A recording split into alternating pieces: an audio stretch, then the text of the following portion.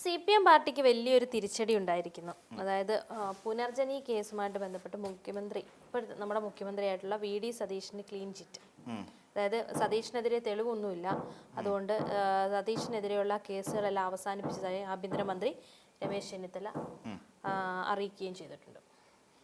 തീർച്ചയായിട്ടും അത് FCRA നിയമപ്രകാരം, അതായത് ഈ ഫോറിൻ രാഷ്ട്രങ്ങളിൽ നിന്ന്, വിദേശ നാടുകളിൽ നിന്ന് ഡൊണേഷൻ സ്വീകരിക്കുന്നതുമായി ബന്ധപ്പെട്ടുകൊണ്ട് കോൺട്രിബ്യൂഷൻ റെഗുലേറ്ററി ആക്ട് എന്ന് പറയുന്ന സംഭാവന നിയന്ത്രണ നിയമം എന്ന് പറയും. വിദേശ സംഭാവന നിയന്ത്രണ നിയമം എന്ന് പറഞ്ഞൊരു നിയമമുണ്ട് നമ്മുടെ രാജ്യത്ത്.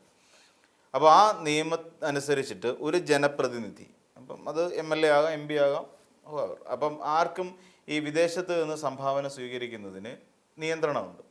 അത് നിയന്ത്രണം എന്താണെന്ന് വെച്ച് കഴിഞ്ഞാൽ, ഇത് വിദേശകാര്യ മന്ത്രാലയത്തെ അറിയിച്ച് അവരുടെ പെർമിഷനോട് കൂടി മാത്രമേ ഈ പറയുന്ന ഒരു ജനപ്രതിനിധിക്ക് പുറത്തു നിന്ന് മറ്റു രാജ്യങ്ങളിൽ നിന്ന് സംഭാവന സ്വീകരിക്കാൻ പാടുള്ളൂ. അത് ഇന്ത്യയുടെ ഒരു പൊതു നിയമമാണത്.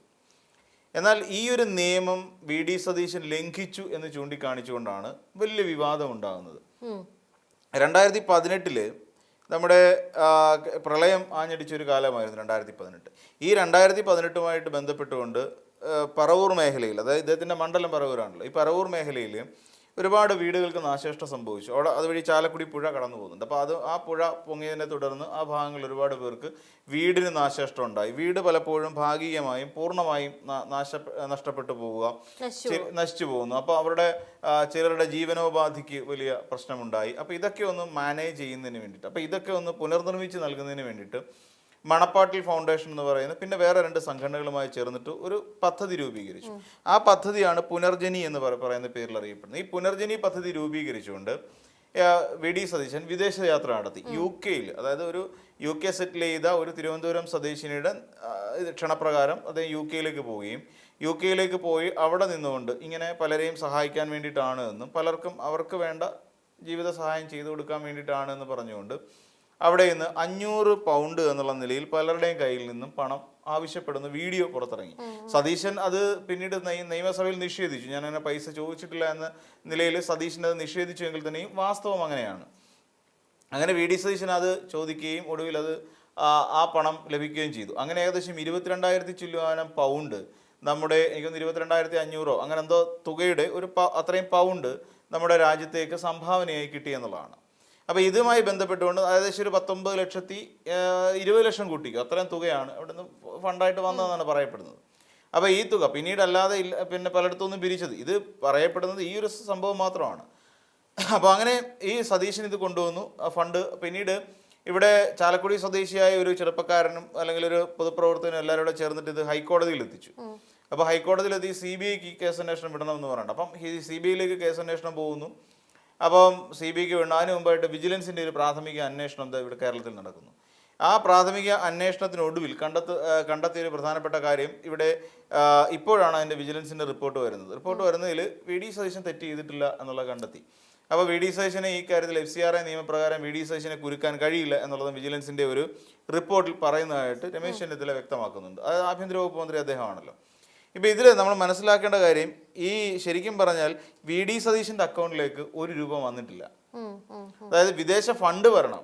ഇപ്പോൾ FCRA നിയമപ്രകാരം VD സതീശനെ കുരുക്കണമെന്നുണ്ടെങ്കിൽ VD സതീശൻ എന്ന് പറയുന്ന ഒരാളുടെ ജനപ്രതിനിധിയായിരിക്കുന്ന ആ MLA ആയിരുന്ന പ്രതിപക്ഷ നേതാവായിരുന്ന സതീശൻ്റെ അക്കൗണ്ടിലേക്ക് പണം വരേണ്ടതുണ്ട്. എന്നാൽ സതീശൻ്റെ അക്കൗണ്ടിലേക്ക് ഒരു നയാ പൈസ വിദേശത്തു നിന്ന് വന്നിട്ടില്ല. അതാണ് ഈ അന്വേഷണത്തിൻ്റെ ഏറ്റവും പ്രധാനപ്പെട്ട ഒരു കാര്യം.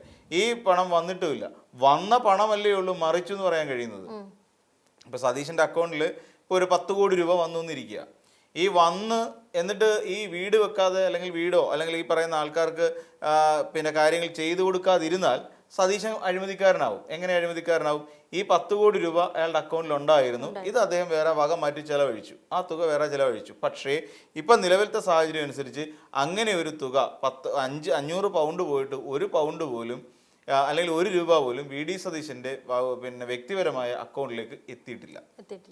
അപ്പോൾ എങ്ങനെ സതീശൻ കുറ്റക്കാരനാവുന്നത്? പൈസ വന്നിട്ടില്ല. അപ്പം ആദ്യത്തെ ഘട്ടത്തിൽ തന്നെ FCRA നിയമം അവിടെ നിൽക്കില്ല.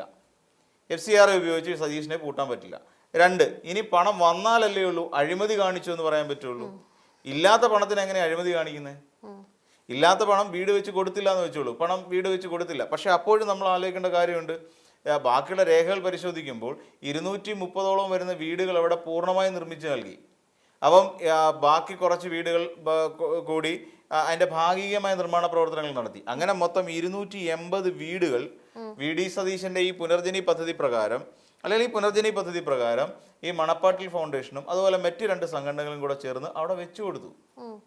അപ്പം മൊത്തം 314 കുടുംബങ്ങൾക്ക് ഈ പദ്ധതി പ്രകാരമുള്ള ഗുണം ലഭിക്കുകയും ചെയ്തു. അപ്പോൾ എങ്ങനെയാണ് ഇതിനകത്ത് സതീശൻ കുറ്റക്കാരനാവുന്നത്? ഇതാണ് പറഞ്ഞത്. അപ്പം നേരത്തെ തന്നെ സതീശന്റെ എതിരായി ഈ വിവാദം ഉയർന്ന സമയത്ത് തന്നെ UDF ഉയർത്തിയ ഒരു പ്രധാനപ്പെട്ട കാര്യം എന്തായിരുന്നു?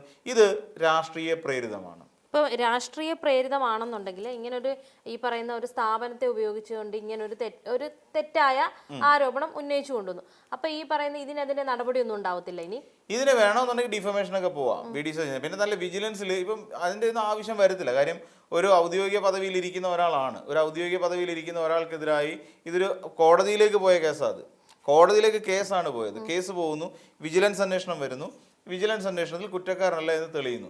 വേണമെങ്കിൽ അദ്ദേഹത്തിന് ഈ പരാതി കൊടുത്ത ആളിനെതിരെ മുഖ്യമന്ത്രിക്ക് വേണമെങ്കിൽ നടപടിയായിട്ട് മുന്നോട്ട് പോകാം. തൻ്റെ ഇതിൽ ബുദ്ധിമുട്ടുണ്ടാക്കിയെന്നോ അല്ലെ തനിക്കുണ്ടായ ഒരു പ്രശ്നം. പക്ഷേ അത് മുഖ്യമന്ത്രി ആയിരിക്കുകയല്ലേ, സുപ്രീം എക്സിക്യൂട്ടീവ് പവറിലിരിക്കുകയാണ് സംസ്ഥാനത്തിൻ്റെ. അപ്പം അതിലേക്ക് പോകാനൊന്നും മിക്കവാറും VD സതീശൻ നിൽക്കില്ല. കാര്യം VD സതീശൻ നേരത്തെ തന്നെ തള്ളിക്കളഞ്ഞ ഈ സാധനം. സതീശനെ സംബന്ധിച്ചിടത്തോളം നേരത്തെ ഇങ്ങനെ ഒരു ആരോപണം ഉണ്ടായ സമയത്ത് തന്നെ സതീശൻ പറയും ഇതൊക്കെ വെറുതെ കള്ളക്കേസാണ് എന്ന് സതീശൻ തന്നെ പറഞ്ഞ് തള്ളിക്കളഞ്ഞൊരു വിഷയമാണ്.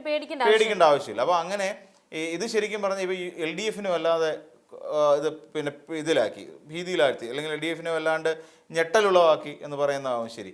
കാര്യം LDF ഇതിനെ വലിയൊരു രാഷ്ട്രീയ ആയുധമാക്കി തെരഞ്ഞെടുപ്പ് സമയത്തല്ലേ തെരഞ്ഞെടുപ്പ് ആയുധമാക്കി ഉപയോഗിച്ചു. കാര്യം സതീശനെ ഇനി മുഖ്യമന്ത്രി ആക്കുകയാണെങ്കിൽ അല്ലെ സതീശൻ ഇങ്ങനെ വന്നു കഴിഞ്ഞാൽ സതീശൻ ഇമാതിരി വെട്ടിപ്പും തട്ടിപ്പും കാണിക്കുന്ന ഒരാളാണ് എന്നുള്ളൊരു പ്രതീതി VD സതീശനെതിരായിട്ട് ഉണ്ടാക്കി വെക്കാൻ കഴിഞ്ഞു. അപ്പോൾ അതുമായി ബന്ധപ്പെട്ടുകൊണ്ട് VD സതീശൻ്റെ പറവൂരിലെ വീട്ടിലേക്ക് DYFIക്കാരുടെ സമരവും പ്രക്ഷോഭവും അതോടൊപ്പം തന്നെ മാർച്ചും ഒക്കെ നടന്നിരുന്നു. AYFകാരും അതുമായി ബന്ധപ്പെട്ടുകൊണ്ട് സതീശൻ്റെ വീട്ടിലേക്ക് സമരവും അതോടൊപ്പം തന്നെ പ്രക്ഷോഭമൊക്കെ നടത്തുന്ന ഒരു സ്ഥിതിവിശേഷമൊക്കെ ഉണ്ടായി. അപ്പം എന്ത് തന്നെയാണെങ്കിലും ഇപ്പോൾ സതീശൻ നിൽക്കുന്നത് വിജിലൻസിൻ്റെ അന്വേഷണത്തിൻ്റെ ഒടുവിൽ ക്ലീൻ ചിറ്റ് മേടിച്ച് നിൽക്കുന്ന ഒരാളാണ് എന്ന് പറയും. ഇതിന് മറുപുറമുണ്ട്.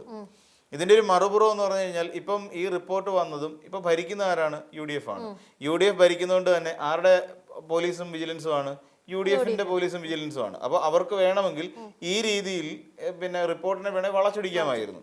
ഇപ്പം ഈ ഒരു അന്വേഷണം LDFന്റെ കാലത്ത് നടന്ന് പിണറായി വിജയൻ വന്നിരുന്നിട്ട് പറയുകയാണ് സതീശനെതിരായി യാതൊരു തെളിവില്ല, സതീശന് ക്ലീൻ ചിറ്റ് നൽകി കഴിഞ്ഞാൽ അത് പറയാം, സതീശൻ ക്ലീൻ ചിറ്റും നേടിയ ഒരാളാണ് എന്ന് സതീശന് ആരുടെ മുമ്പിലും ധൈര്യത്തോടെ വിളിച്ചു പറയാം. കാര്യം കൊടുത്ത പിണറായി വിജയൻ്റെ സർക്കാരായിരിക്കും. ഇതങ്ങനെയല്ല. ഇത് അക്ഷരാർത്ഥത്തിൽ പറഞ്ഞ ഞാൻ പറഞ്ഞു വേറൊരു മറുപുറം ഉണ്ടെന്ന് ഞാൻ പറഞ്ഞൊരു കാര്യത.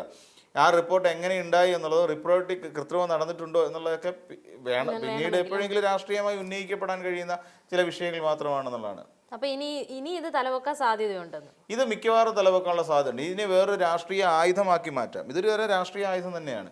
ഇതിനെ ഈ പറഞ്ഞ രീതിയിൽ വേണമെങ്കിലും ഒരു രാഷ്ട്രീയ ആയുധമാക്കി എവിടെയെങ്കിലും ഉപയോഗിക്കാം LDFനെ സംബന്ധിച്ച്. അപ്പോൾ അതിലേക്ക് ഇനി പോകാനുള്ള സാധ്യത വളരെ കുറവാണ്.